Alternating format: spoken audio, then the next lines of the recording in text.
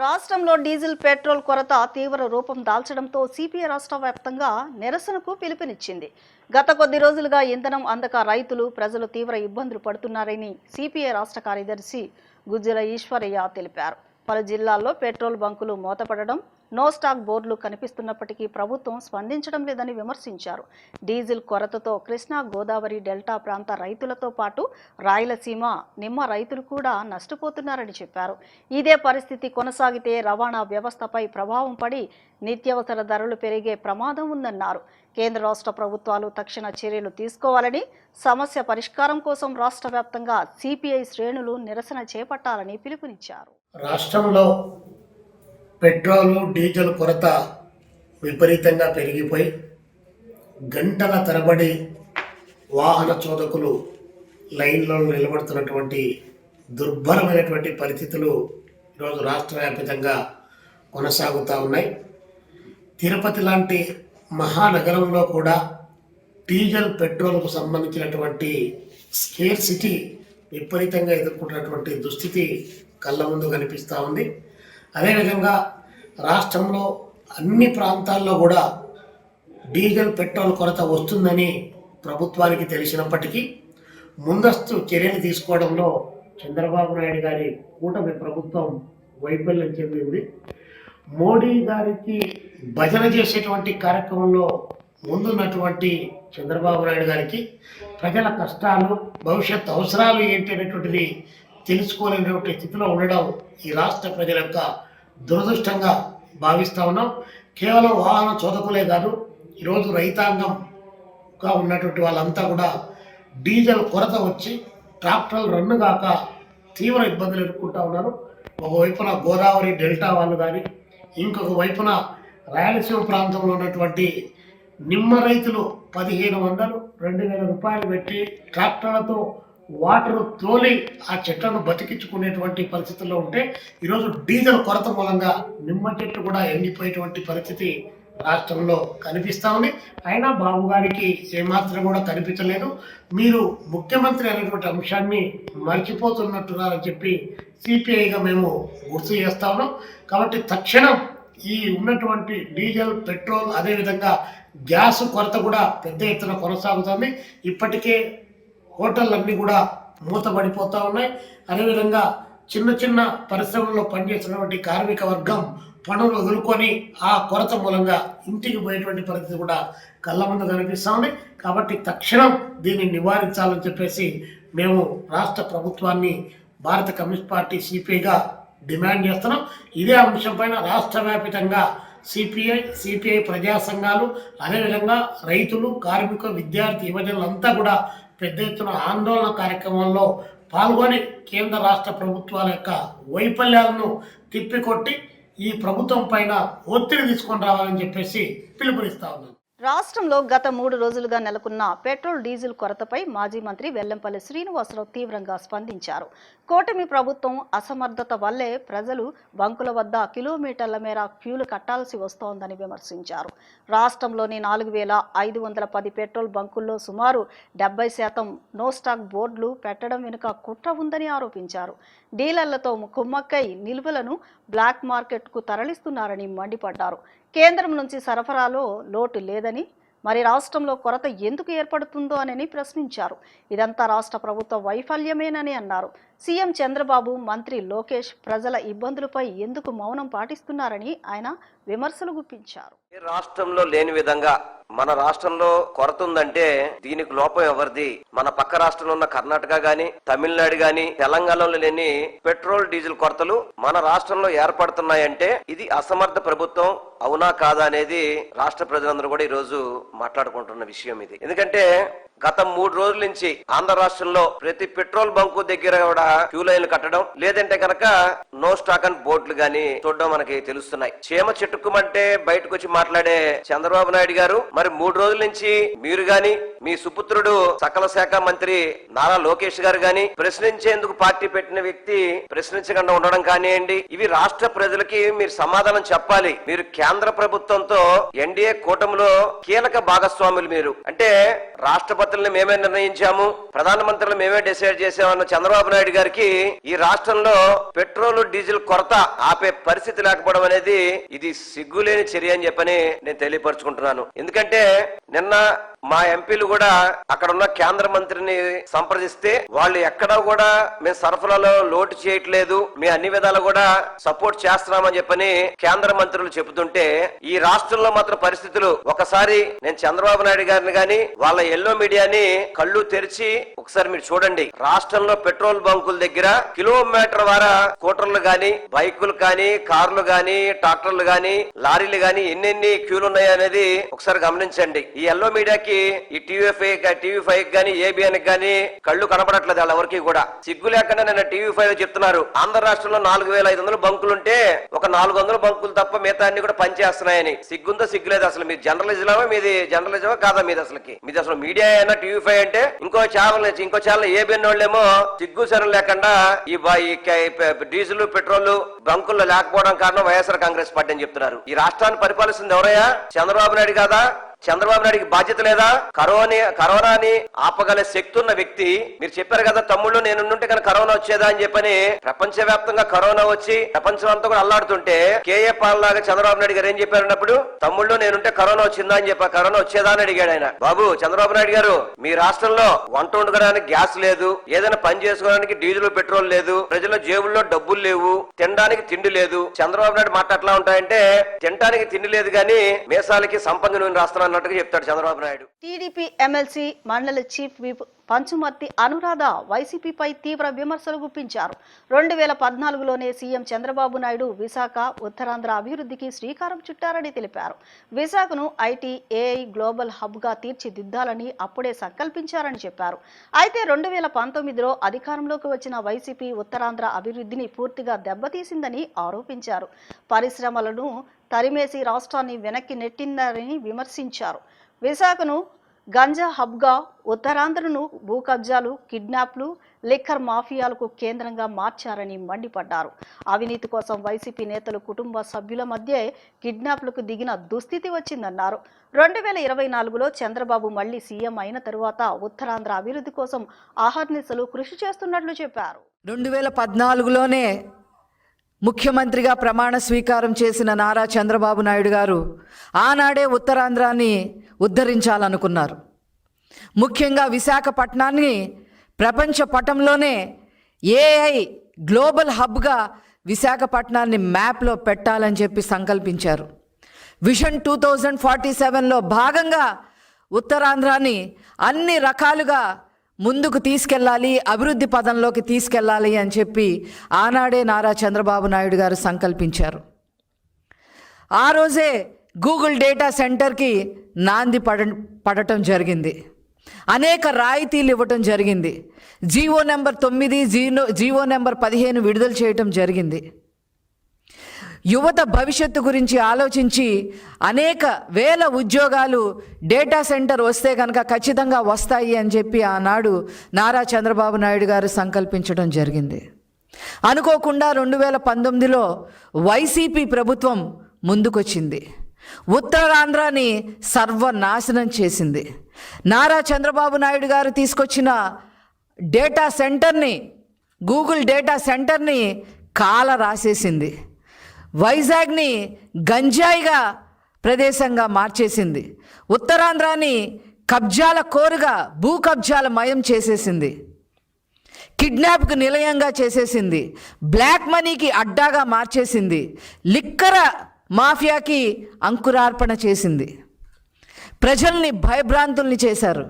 అలా 2019 నుంచి 2024 వరకు ఉత్తరాంధ్రాని, ముఖ్యంగా విశాఖపట్నాన్ని సర్వనాశనం చేసి ఎంపీ కుటుంబాలే కిడ్నాపులకి గురైన పరిస్థితులకి తీసుకొచ్చింది.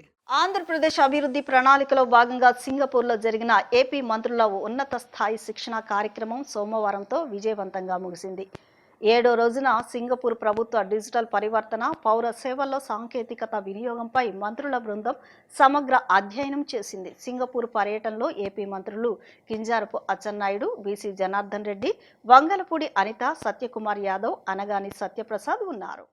సింగపూర్ ప్రభుత్వం అనుసరిస్తున్న digital to the core and service with heart అనే నినాదం మంత్రులను విశేషంగా ఆకర్షించింది. సింగపూర్ ప్రభుత్వ టెక్నాలజీ విభాగాలను సుదీర్ఘ అనుభవం ఉన్న టాన్ ఎంగ్ ఫెంగ్ మంత్రులకు అక్కడ డిజిటల్ వ్యూహాల గురించి వివరించారు. సింగపూర్ పౌరులు నివాసితులకు అందించే అత్యంత సురక్షితమైన డిజిటల్ గుర్తింపు కార్డ్ సింగ్ పాస్. దీని ద్వారా ప్రభుత్వ సేవలను అత్యంత వేగంగా, భద్రంగా ఎలా పొందవచ్చో మంత్రులు తెలుసుకున్నారు. పౌరుల సమగ్ర మెడికల్ రికార్డ్స్, వైద్య చరిత్రను డిజిటల్ రూపంలో భద్రపరిచే యాప్ హెల్త్ హబ్, ఎక్కడ ఉన్నా తమ ఆరోగ్య సమాచారాన్ని చూసుకునే వెసులుబాటు కల్పించే ఈ విధానంపై ఆసక్తి కనపరిచారు. నగర పాలనలో డిజిటల్ పబ్లిక్ సర్వీస్ విధానాలను ఎలా అనుసంధానం చేయాలనే అంశంపై చర్చించారు. సింగపూర్లో నేర్చుకున్న ఉత్తమ విధానాలను ఆంధ్రప్రదేశ్లో అమలు చేసేందుకు ప్రభుత్వం ప్రణాళికలు సిద్ధం చేస్తోంది. ముఖ్యంగా స్వర్ణాంధ్ర 2047 విజన్లో భాగంగా రాష్ట్రంలో డిజిటల్ మౌలిక సదుపాయాల కల్పన, పారదర్శకమైన, వేగవంతమైన డిజిటల్ పౌర సేవలు, ఆరోగ్య రంగంలో సమగ్ర డిజిటల్ డేటా నిర్వహణ వంటి అంశాలపై దృష్టి సారించనున్నారు. 7 రోజుల పాటు జరిగిన ఈ శిక్షణా కార్యక్రమాన్ని విజయవంతంగా పూర్తి చేసిన మంత్రులకు సింగపూర్ కోఆపరేషన్ ఎంటర్ప్రైజెస్ ప్రతినిధులు సర్టిఫికెట్లను అందజేశారు. ఈ సందర్భంగా తమకు విలువైన సమాచారాన్ని అందించిన టాన్ ఎంగ్ ఫెంగ్ను మంత్రులు శాలువాతో సత్కరించి అభినందనలు తెలిపారు.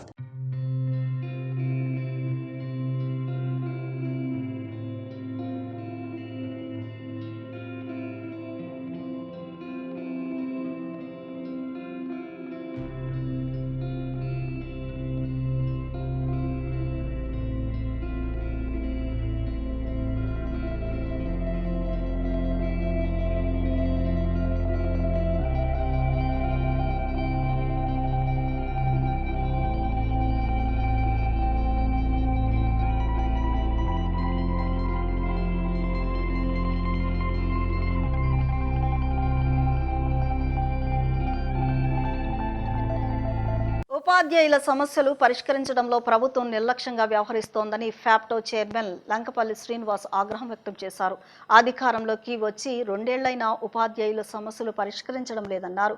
12వ పీఆర్సీ కమిటీని వెంటనే నియమించాలని, 30% ఐఆర్ ప్రకటించాలని ఆయన డిమాండ్ చేశారు. విద్యాశాఖ మంత్రి అధికారులు వెంటనే ఉపాధ్యాయులను చర్చలకు పిలిపించాలని ఆయన కోరారు. పెండింగ్లో ఉన్న ఉపాధ్యాయ సమస్యలు పరిష్కరించాలని కోరుతూ ఫ్యాక్టర్ ఆధ్వర్యంలో పోరుబాట నిరాహార దీక్షలు నిర్వహించారు. అలంకర్ ధర్నా చౌక్లో జరిగిన ఆందోళనకు facto chairman Lankapalli Srinivas, secretary Chiranjeevi నేతృత్వం వహించారు. ఈ సందర్భంగా వారు మాట్లాడుతూ, కూటమి ప్రభుత్వం అధికారంలోకి వచ్చి 24 నెలలు గడిచినా తమ సమస్యలు పరిష్కరించలేదన్నారు. పీఆర్సీ జాతీయం వల్ల 33 నెలలుగా ఉపాధ్యాయులు తీవ్ర ఆర్థిక నష్టాన్ని ఎదుర్కొంటున్నారన్నారు. ప్రభుత్వం స్పందించకుంటే ఉద్యమాన్ని ఉధృతం చేస్తామని హెచ్చరించారు. వేతన సంఘాన్ని పీఆర్సీ ఏర్పాటు చేయాలని డిమాండ్ చేశారు. గడిచిన ఐడియాలలో ధరలు 200 నుంచి 500% పెరిగాయని, ధరల సూచిక అనుగుణంగా శాస్త్రీయ పద్ధతిలో డిఏ చెల్లించాలన్నారు.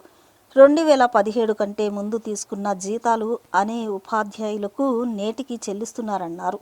రాష్ట్రపతి ఉత్తర్వుల ప్రకారం 72, 73 జీవోలను వెంటనే అమలు చేయాలన్నారు. ఏకీకృత సర్వీస్ రూల్స్ అమల్లో ప్రభుత్వం జాబ్ ఏం చేస్తున్నారని ధ్వజమెత్తారు. ఇప్పటికీ మేము ఇచ్చినటువంటి షెడ్యూల్ ప్రకారం 2 దశలు పోరాటం చేశాం.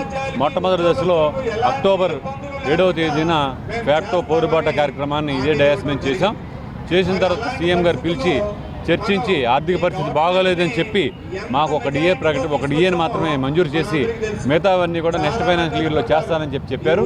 కొత్త ఫైనాన్షియల్ ఇయర్ స్టార్ట్ అయింది మార్చిలో ఎవరు కూడా నోరు మేదపడిన కారణంగానే మేము 2 దశ పోరాటానికి పిలిపించాం. ఇందులో కూడా స్పాట్ కేంద్రాల వద్ద నిరసనతో మొదలుపెట్టి, స్పాట్ కేంద్రాల వద్ద ధర్నాతో మొదలుపెట్టి ఈ 3 రోజుల నిరాహార దీక్ష కార్యక్రమాన్ని ఇక్కడ శ్రీకారం చుట్టాం.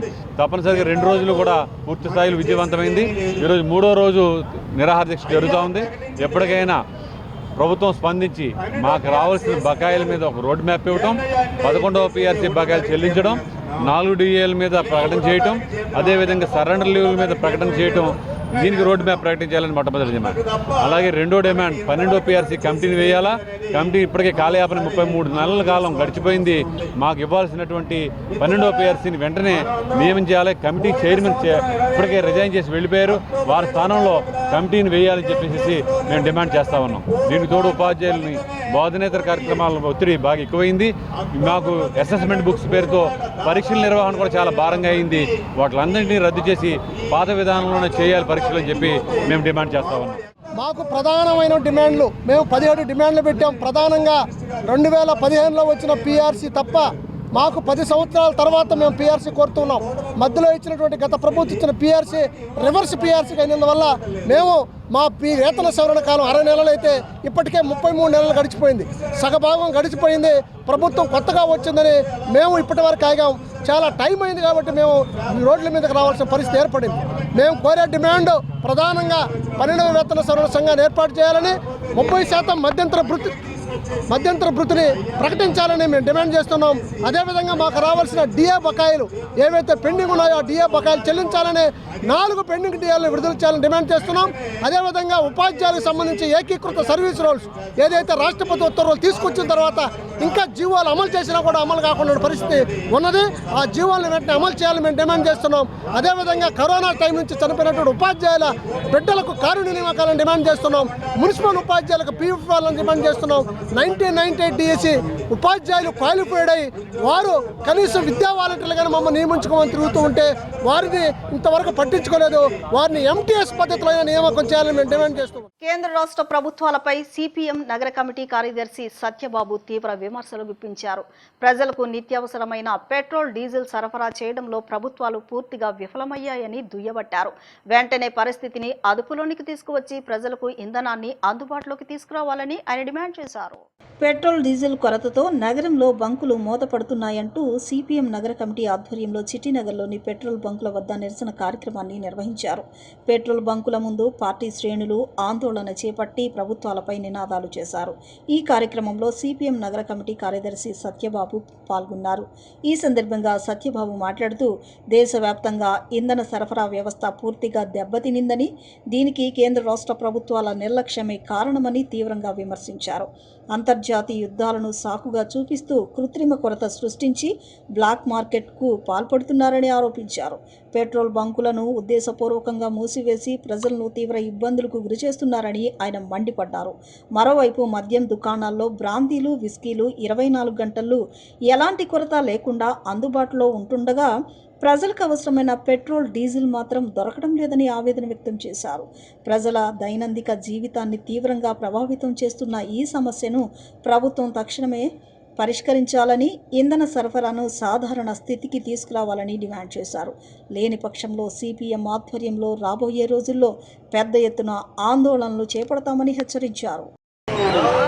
అందించాలి వెంటనే డీజిల్, పెట్రోల్ జనాలకు ఇబ్బంది లేకుండా అందించాలి వెంటనే. విజయవాడ నగరంలో బంకులన్నీ బంద్ అయిపోయాయి. కేంద్రంలో ఉన్నటువంటి బీజేపీ ప్రభుత్వం మోడీ గారు కలకత్తాలో కులాసా విహారయాత్రలు చేస్తున్నాడు, షూటింగ్లు చేస్తున్నాడు మోడీ.